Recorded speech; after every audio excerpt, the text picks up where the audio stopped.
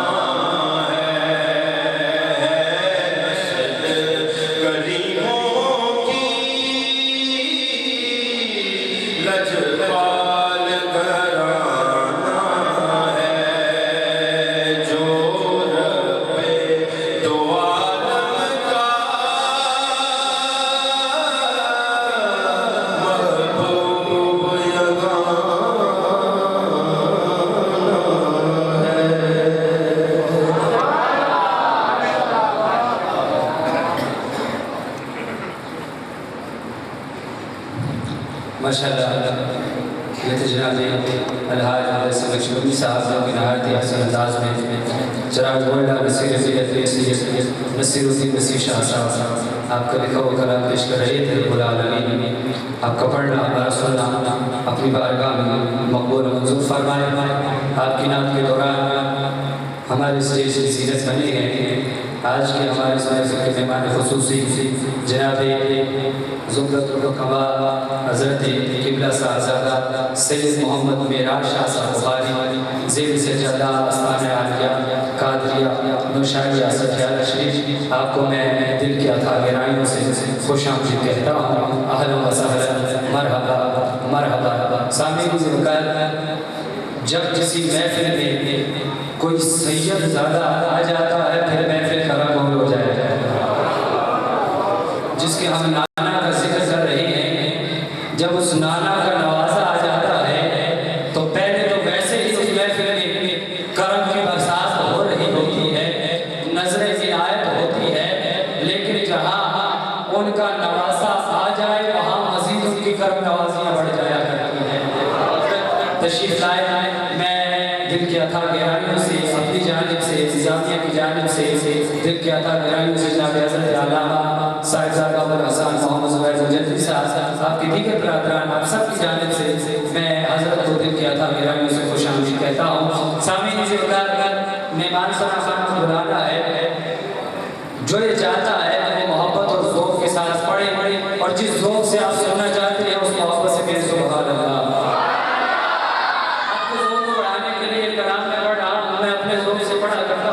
میری عادت ہے انشاءاللہ آج اسے کو ساتھ پڑھ رہا ہوں رب نے فرمایا متکلمون آئین بروز قیامت یہ ہاتھ بولیں گے یہ ہاتھ کلام کریں گے میں پڑھتا ہوں سرکار کی نعت پڑھوں گا جو سرکار کی نعت کو جس انداز میں پسند کرے گا میں اسے پسند کروں گا لیکن اگر ایک ہاتھ اٹھ جائے کیوں کل قیامت کے روز اس ہاتھ نے گواہی دینی ہے یہ ہاتھ اگر اٹھ جائے جب میں خاموش ہوگا پھر آپ کی زبان کھلنی چاہیے اور سبحان اللہ کی صدا آنی چاہیے مشہور و معروف کلام ہے بے شمار میں پڑھ چکا ہوا آپ کے علاقہ میں آج پھر حاضری کا موقع مل رہا ہے کہ آنکھوں کو آج ہجر کے غم سے چھڑاؤں گا صحرائے دل کو آج شہر مدینہ بناؤں گا جڑا وہ جنہیں ذوق میں سونا چاہتے ہیں انہیں ذوق لگا تو سبحان اللہ آنکھوں کو آج ہجر کے غم سے چھڑاؤں گا صحرائے دل کو آج شہر مدینہ بناؤں گا خلوت قدا بساؤں گا ایک وسط شہر میں گلہائے آرزو سے پھر اس کو سجاؤں گا پلکوں سے اپنی جھاڑ کر فرش حریم ناز ایک سمس تخت ختم رسالت بناؤں گا اس تخت نازنین بسط سیاہ و احتشام دو جگ کے تاجدار کو لا کر بٹھاؤں گا پھر ان کے پائے ناز پر رکھ کر سرے نیاز سوئے ہوئے نصیب کو اپنے جگاؤں گا ایک نظم پیش کر کے درود و سلام کی سرکار دو جہاں کو پھر میں یوں سناؤں گا کیا سناؤں گا حضرت آپ کی طرف سے پیش کروں گا اپنی طرف سے پیش کروں گا ان سب کی طرف سے پیش کروں گا پیش کیا کرنا ہے کہ یہ ناز یہ انداز ہمارے نہیں ہوتے جھولی میں اگر ٹکڑے تمہارے نہیں ہوتے ہم جیسے زموں کو گلے کون لگاتا سرکار اگر آپ ہمارے نہیں